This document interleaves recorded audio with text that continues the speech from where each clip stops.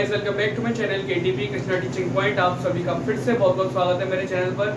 ये हमारी video number 3 basic accounting terms class 11 chapter number 2 accountancy का चल रहा था हमारा।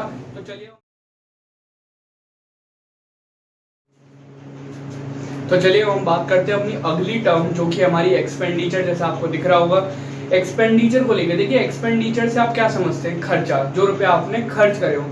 पर एज अ फर्म के बेसिस पे हम देखते हैं इसे क्या कहा जाता है। एक्सपेंडिचर की डिफाइन है द अमाउंट स्पेंट और the liability incurred for the purchasing of assets और गुड्स एंड सर्विसेज। देखिए, इसे अगर मैं बोलूं, जो खर्चा आपने कर दिया या फिर जो आप जिसके आपने अभी तक रुपए नहीं दिए हैं। लायबिलिटी इनकर्ड का मतलब होता है, लायबिलिटी माने क्या होता है? आपके ऊपर कर्ज है। मैंने आपको पहले ही बताया था इसका मीनिंग एक बार। लायबिलिटी का मतलब है आपके ऊपर कर्ज है, बाद में आपको रुपए देने हैं, मतलब आपके लिए कोई ना कोई क्रेडिटर बन चुका है, आपको उसे रुपए देने पड़ेंगे। द अमाउंट स्पेंट और the liability incurred for purchase of assets goods and services, वो पैसा जो खर्च कर रहे हैं हम, या फिर हमें जिसके पैसे बाद में देने पड़ेंगे, या तो हम उससे असेट्स खरीद रहे हैं उन रुपयों से, या हमने कोई असेट्स खरीद लिया उसके रुपए हम बाद में देंगे जिससे खरीदा है, या फिर हमने गुड्स एंड सर्विसेज, मान लो रॉ मटेरियल खरीद लिया, मैन्युफैक्चरिंग यूनिट है, अगर डायरेक्ट में कहीं और से गुड खरीद के उसमें ही डील करता हूँ, वही गुड्स बाद में बेच देता हूँ कुछ प्रॉफिट मार्जिन पे, तो गुड्स एंड सर्विसेज खरीद रहा हूँ मैं। लेकिन यहाँ पे जो एक्सपेंडिचर होता है इसके टाइप्स होते हैं। अगर मैं असेट्स खरीद रहा हूँ तो वो एक अलग तरीके की मेरी एक्सपेंडिचर है।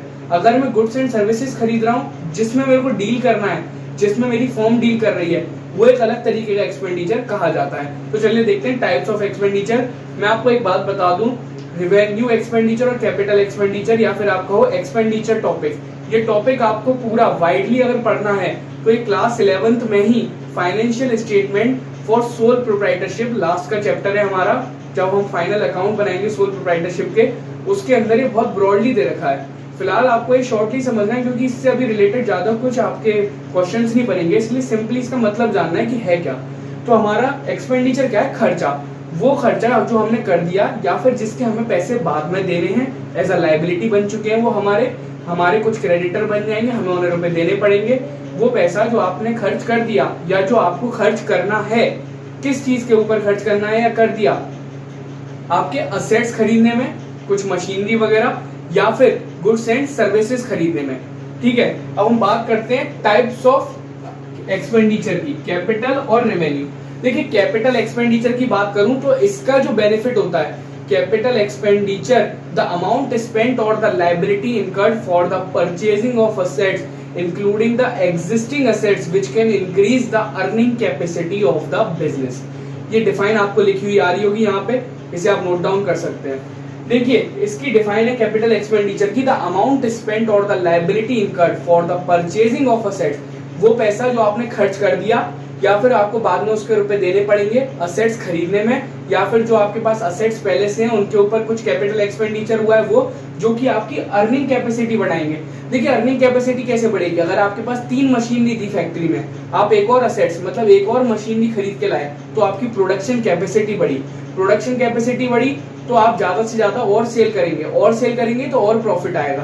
तो यहाँ पे इनडायरेक्टली अर्निंग कैपेसिटी आपकी बढ़ेगी और असेट्स परचेज करने से और मशीनरी परचेज करने से। वही बात कही गई है, असेट्स पे खर्च किया हुआ पैसा जो कि आपकी अर्निंग कैपेसिटी बढ़ा देगा। और कैपिटल एक्सपेंडिचर का जो बेनिफिट होता है वो बियॉन्ड द अकाउंटिंग पीरियड होता है। यहाँ पे एक बात और नोट कर लेना, beyond the accounting period. Accounting period या फिर आप अकाउंटिंग ईयर कह दो, ये 1 साल का होता है। लेकिन यहाँ जो कैपिटल एक्सपेंडिचर का बेनिफिट होता है वो 1 साल से ज्यादा चला जाता है। अगर आप मशीनरी लेके आते हो तो क्या वो आपको केवल 1 साल तक फायदा लेगी? 1 साल तक ही आपको फायदा मिलेगा उससे? नहीं ना। आप गाड़ी खरीद रहे हो, क्या वो 1 साल ही चलेगी? With in the 1 year exhaust हो जाएगी, कम खत्म हो जाएगी, या उसका बेनिफिट आप 1 साल से ज्यादा ले ही नहीं सकते? ऐसा कुछ नहीं है। कैपिटल एक्सपेंडिचर में बियॉन्ड द अकाउंटिंग पीरियड रहता है, ये बात यहाँ पे तय है। लेकिन मैं जानता हूँ आपके दिमाग इतना तेज है, आप कोई ना कोई एक्सेप्शन केस निकालोगे। आप कहोगे कोई मशीनरी लाते हैं, उसकी लाइफ टाइम ही 1 ईयर है, तो वो एक्सेप्शन है। लेकिन यहाँ पे अकाउंटिंग क्या कहती है, कैपिटल एक्सपेंडिचर के अंदर जो आप खर्चा कर दिया आपने, या फिर आप जिसके पैसे दोगे, उसका बेनिफिट आपको बियॉन्ड द अकाउंटिंग पीरियड मिलेगा। 1 साल से ज्यादा मिलेगा, 1 फाइनेंशियल ईयर से ज्यादा मिलेगा आपको। चाहे 2 मिले, चाहे 3 मिले, चाहे 4 साल या 10 साल, वो डिपेंड करता है कंडीशंस पे। अब आता है रेवेन्यू एक्सपेंडिचर के। Revenue expenditure refers to those expenditure या अमाउंट स्पेंट और the liability incurred whose benefit is exhausted or consumed within the accounting period। वो पैसा जो खर्च कर दिया हमने या जिसके पैसे हमें बाद में देने पड़ेंगे, लायबिलिटी इनकर्ड होगी, तो वो जिसका benefit with in the accounting period आप कंज्यूम कर लोगे। एग्जांपल में मैंने लिया purchase of goods and services. आप गुड्स खरीद रहे हो, चाहे गुड्स ले लो चाहे उसे आप रॉ मटेरियल बोल लो, आपने गुड्स खरीदे, अब आपने वो सेल आउट कर दिए, तो आप क्या 1 साल से ज्यादा रखोगे उन्हें अपने पास? नहीं, आपका जल्दी जल्दी मोटिव रहेगा कि उसे बेच दें। तो यहाँ पे क्या है, रेवेन्यू एक्सपेंडिचर, इसका जो बेनिफिट है वो with in the accounting period exhaust हो जाएगा, कंज्यूम्ड हो जाएगा, 1 साल से ज्यादा इसका बेनिफिट नहीं देगा। ये रेवेन्यू एक्सपेंडिचर आप कह सकते हो वो खर्चे जो बिजनेस की कोरल एक्टिविटीज पे होते रहते हैं। कोर एक्टिविटीज बिजनेस की होती है, बाइंग एंड सेलिंग, इसी के ऊपर जो खर्चा होगा वही कहा जाएगा हमारा रेवेन्यू एक्सपेंडिचर। तो कैपिटल एक्सपेंडिचर हमारा बहुत कम होता है, ये ज्यादा फ्रीक्वेंटली नहीं होता, जल्दी जल्दी कम ही होता है। कैपिटल एक्सपेंडिचर रेयरली होता है कि आपने इस साल मशीनरी खरीदी, ऐसा तो नहीं है हर महीने मशीनरी खरीदोगे, हर महीने एसेट्स खरीदोगे, ऐसा नहीं होता। लेकिन हाँ, आपके गुड्स एंड सर्विसेज को परचेज करना ये चलता रहता है। तो रेवेन्यू एक्सपेंडिचर क्या है, with in the accounting period exhaust हो जाता है और ये काफी फ्रीक्वेंटली होता है। और कैपिटल एक्सपेंडिचर फ्रीक्वेंटली नहीं होता है, ये फ्रीक्वेंटली नहीं होता है, नॉन रिपीटिंग नेचर का होता है और ये बियॉन्ड द अकाउंटिंग पीरियड इसका बेनिफिट रहता है। With in the accounting period exhaust नहीं होता कैपिटल एक्सपेंडिचर के अंदर। तो ये थी हमारी रिसिप्ट, हमारी एक्सपेंडिचर को लेके वीडियो। अब हम देखते हैं हमें अगला टॉपिक क्या लेना है, अगली टर्म क्या एक्सप्लेन करनी है।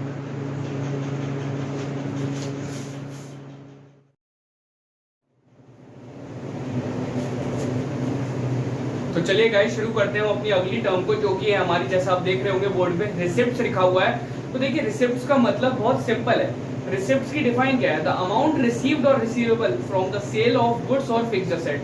वो पैसा जो आपको मिल चुका है या फिर मिल जाएगा आपके गुड्स सेल आउट करने से या फिर आपके असेट सेल आउट करने से। देखो एक एग्जांपल लेते हैं, सपोज मेरी एक मैन्युफैक्चरिंग यूनिट है, मेरी एक टॉय फैक्ट्री है, वहाँ टॉय बनाए जाते हैं, मैं कंपनी का ओनर हूँ, मैंने वो टॉयज एक होलसेलर को बेच दिए, उस होलसेलर ने मेरे को तुरंत रुपए दे दिए उन टॉयज के, तो ये मेरी रिसिप्ट हो गई, मैंने अपने गुड्स बेचे, मेरे को रुपए मिल गए।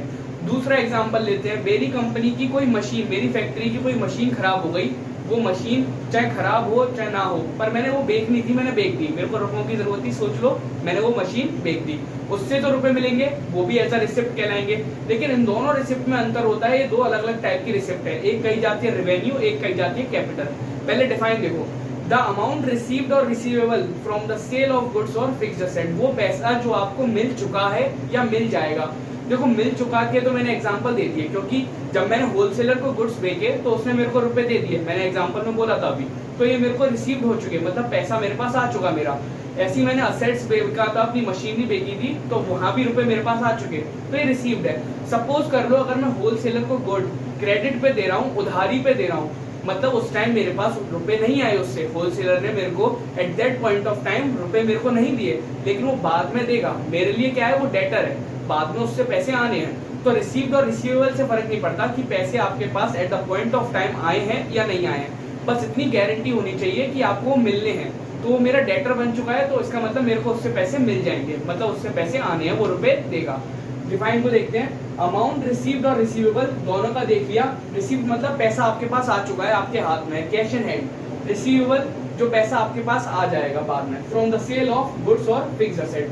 वो गुड्स भी हो सकते हैं जिसमें आप डील कर रहे हो, या फिर आपकी कोई असेट हो सकती है, मशीनरी है, कार है जो आप बेच रहे हो, लेकिन ये आपकी नॉन रिपीटिंग नेचर की होती है, आप अपने असेट बार बार नहीं बेचना चाहोगे। At that point of time आपको कोई जरूरत पड़ रही है, आपको पैसों की जरूरत है अपनी फैक्ट्री में, कुछ और आपको इनपुट लाने हैं, कुछ रॉ मटेरियल लाना है, तो आप उसे सेल आउट कर रहे हो सकता है वो एक्स्ट्रा में मशीनरी हो, आपके पास 5 मशीनरी थी, आपने एक बेच दी, रॉ मटेरियल लाना था, पैसे की तंगी है, तो वो अलग अलग रीजन हो सकते हैं, लेकिन नॉन रिपीटिंग नेचर का होता है। आप अपने असेट्स को बार बार सेल आउट नहीं करना चाहोगे, कोई भी फर्म नहीं करना चाहेगी।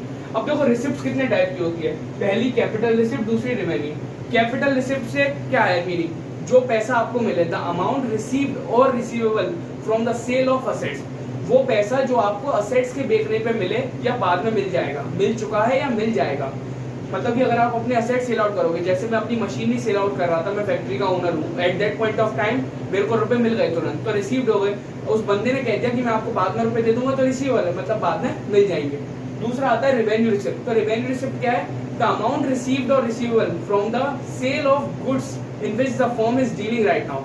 मतलब वो गुड्स जिसमें कोई फर्म डील कर रही है उन्हें बेच के जो पैसा मिल गया या मिल जाएगा बाद में, ऐसा उसने कंपनी ने क्रेडिट पे दे दिया, फैक्ट्री ने क्रेडिट पे दे दिया, माल उधारी पे दे दिया, मतलब पैसे आपको बाद में मिल जाएंगे। तो इस रिसिप्ट को क्या बोलते हैं हम? Revenue receipt. तो यहाँ हमारी रिसिप्ट को लेके बात खत्म होती है। तो चलिए हम चलते हैं अपने अगली टर्म पर। So guys, thank you for watching my video and keep supporting. Channel को सब्सक्राइब करिए और बेल आइकन को प्रेस करिए ताकि आगे के नोटिफिकेशंस आपको मिलते रहें। और वीडियो को लाइक करिए और कमेंट करके जरूर बताइए कि मेरा एक्सप्लेनेशन आपको कैसा लगा।